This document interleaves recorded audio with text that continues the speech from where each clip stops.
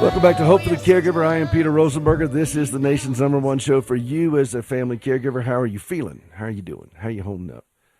877-655-6755, 877-655-6755. John, did you recognize that voice singing? I did. John's holding up a sign to you, Gracie, but I don't think you can see it. She's Okay. here with us. That was Gracie. Your big head's in the way. My big head's in the way. This is my wife, Gracie. That was her. I love that fact I can have her as bumper music. And, you don't have to pay royalties or anything, Well, I pay for it. Just trust me, I pay for it. John, do you have any idea how difficult it is to be a trophy husband? I mean, it is. It is a burden. I imagine it is just it's so much work day in, Heavy lies the crown. But John needs to be turned up more. I like to hear John. Most people do. All right, listen to this. Imagine a parent at the end of a rope caring for a special needs child. And they get a daily phone call from a caring person breaking through the isolation and checking on that stressed mom or dad. What kind of difference do you think that would make? Particularly, we've gotten a sense of isolation now in the coronavirus. But think about that parent who is just feeling so alone, so lonely, so isolated, and they get a phone call that just checks in on them and says, how you doing? Imagine going to the grocery store in peace while knowing a sentry was on duty for your aging loved one, that you didn't have to be afraid, being able to look at them on your phone or from the watch. John, do you have an iWatch? Or whatever those things are called? I do not, but I do have. I've got an Amazon show, and I can drop in from anywhere and take a look. I have a Dick Tracy decoder ring. Does that count? Oh, Yeah. I Well, be sure to drink your Ovaltine. Imagine. We'll talk to you about that, Gracie, later on. Well, this was being able to look at it from your phone, from your watch, from what John just said, whatever that was. And imagine because you were talking over John. No, it's just it's an Alexa device that has a camera and a screen on it, and I can drop it on the kids, or if I really want to, I can have every device in the house like broadcast like a PA. And be the voice, the voice of Dad. The voice of Dad. Well, imagine being able to do that, safely monitor your loved one if they're in assisted facility during the quarantine, because people are having to trust that they're being cared for, by the staff and so forth, and then imagine a system that guarantees your privacy with such a network that it provides a $1 million guarantee. These are services that are available to you right now. Gracie and I take advantage of them. You can go to companion247.com, companion247.com. But I do this with Gracie, and I wanted her to talk a little bit today about why she finds this valuable. Because Gracie is a very vulnerable individual. She has 2 prosthetic legs. She lives with a lot of significant mobility challenges from orthopedic damage and trauma that she's had over these 37 years since her car wreck. And so you can't just abandon her and leave her to her own devices there to hopefully, you'll be all right, pin a $20 bill on her shirt and say, best of luck to you. I mean, you can't do that. You have to provide a mechanism where she feels safe, but at the same time, she doesn't want to feel smothered. Do you, darling? No. And how do we know that you don't want to feel smothered? Because I tell you. Because I've smothered her. But it's she's tell us a little bit, what are some of the services that you take advantage of through Constant Companion? Well, number one, we've discovered, especially in Montana, I can snow ski, but apparently I'm a huge fall risk. Just being an amputee, and then when I'm in the chair, I've given myself a couple of concussions. Of it, falling back, and Peter wasn't there, and I'm thinking, what am I going to do? I'm just going to lie here until somebody comes. Seriously.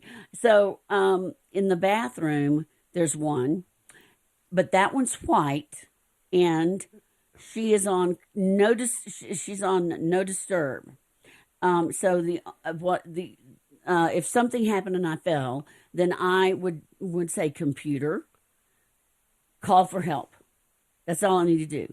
Computer, gotcha. Call for help. And it doesn't matter what it is. I mean, if I want to say something different, I could. But I mean, that's just the gist of it. Computer, call for help.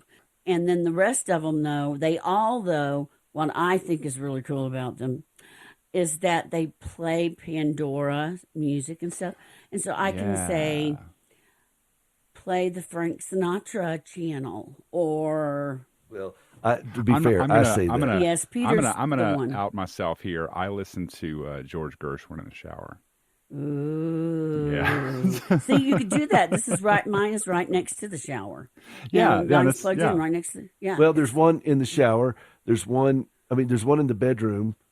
There's one in the bathroom, and there's one in the kitchen. Right.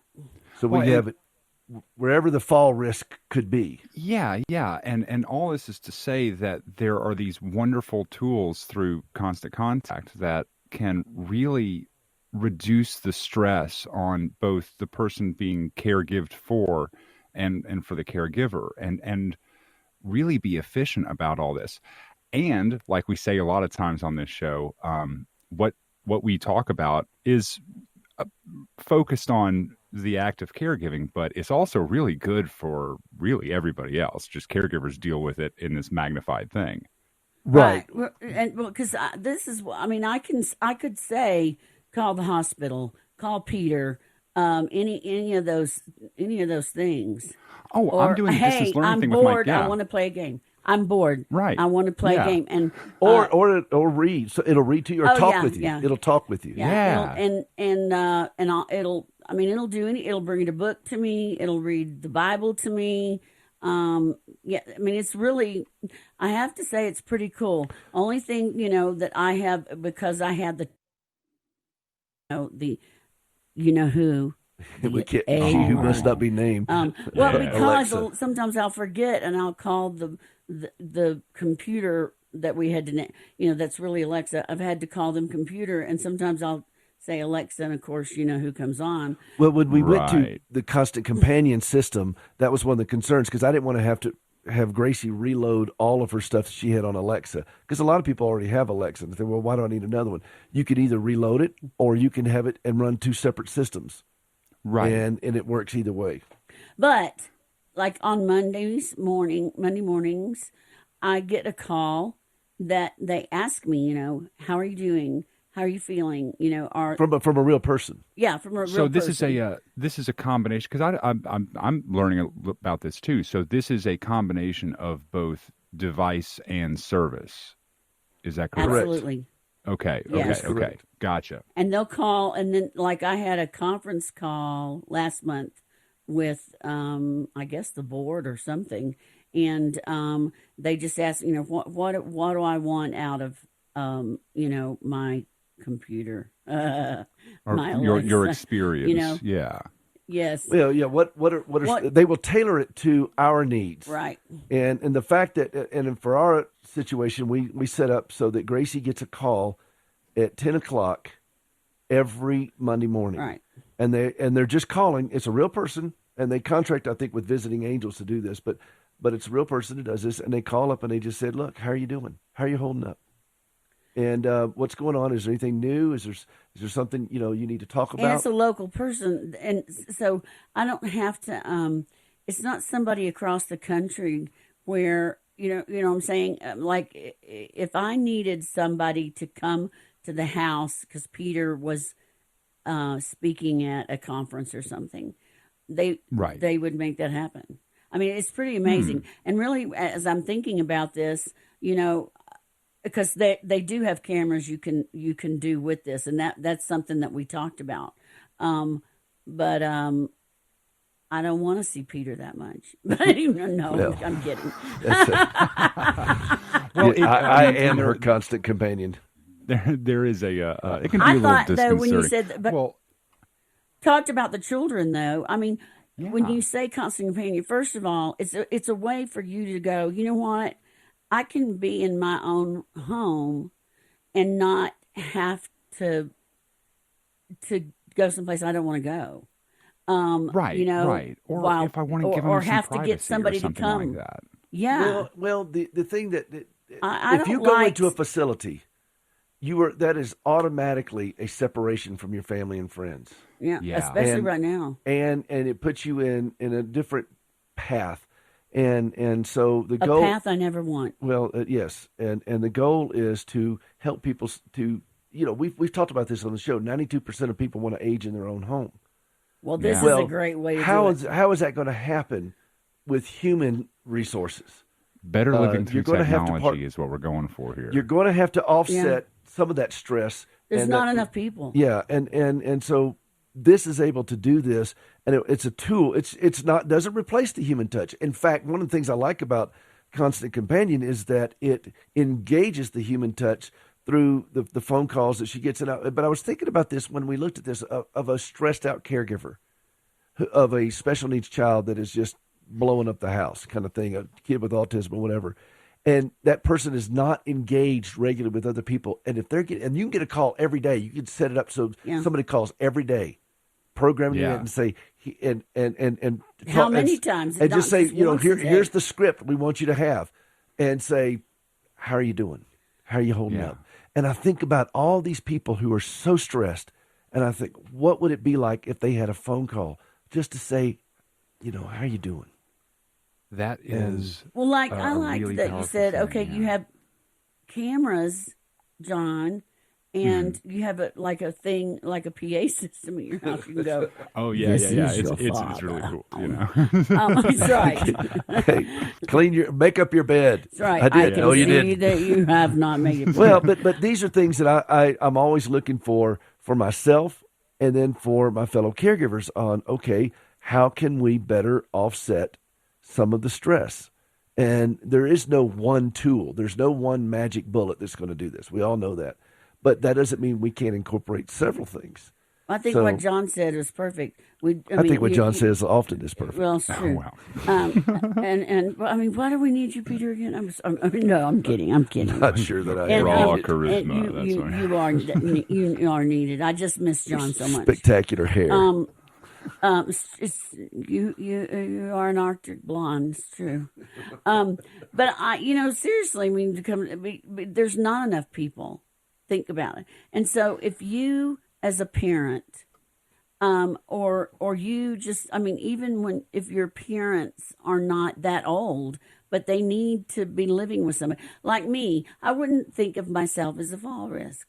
But You have no legs. unfortunately- Okay, but I am just because What was your She first is, clip? Peter, all right. She because, doesn't like. Yeah. okay, but I wasn't born this way, so I don't think of myself. I mean, I don't dream. By the way, I don't dream myself without legs. That's kind of interesting, isn't it? My dreams, I have legs still.